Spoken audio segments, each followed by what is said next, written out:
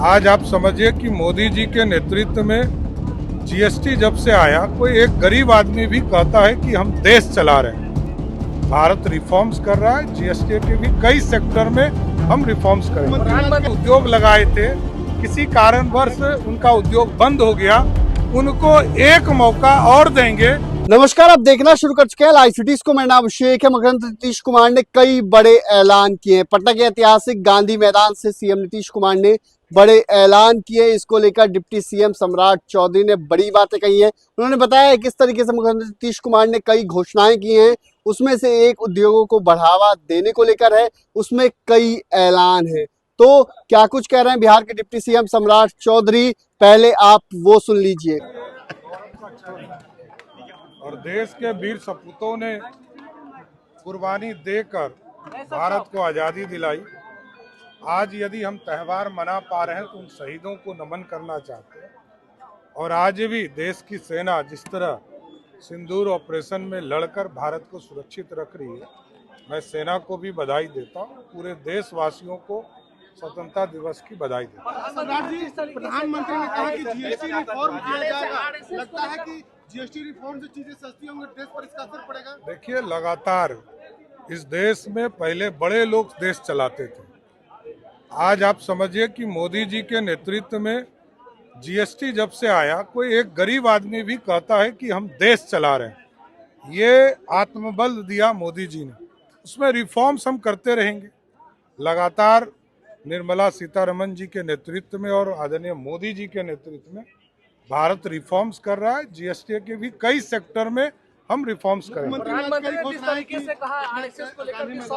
मुख्यमंत्री जी ने बहुत ही महत्वपूर्ण घोषणाएं की है। उसमें से एक है उद्योग को आगे बढ़ाना। जो लोग 100 करोड़ तक के इन्वेस्टमेंट बिहार में करेंगे, उनको लगभग पहले 20 करोड़ रुपया का इंसेंटिव हम देते थे, अब 40 करोड़ रुपया इंसेंटिव देंगे। पहले जीएसटी हम माफ़ करते थे 100% और 5 साल के अंदर देने का काम होता था, लेकिन अब इसको हम 14 साल तक जीएसटी, स्टेट जीएसटी का माफ़ करेंगे।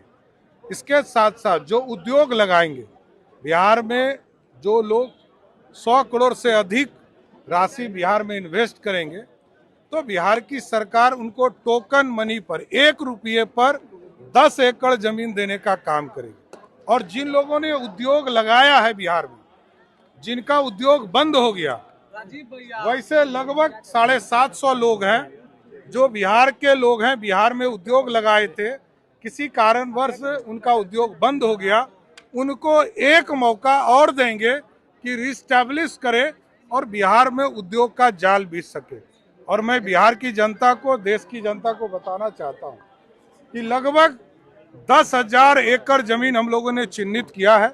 बिहार में उद्योग लगेंगे, क्योंकि 1 करोड़ लोगों को सरकारी नौकरी और रोजगार देना है अगले 5 वर्षों में। इस पूरे लक्ष्य को प्राप्त करने के लिए बिहार में उद्योग का जाल बिछे।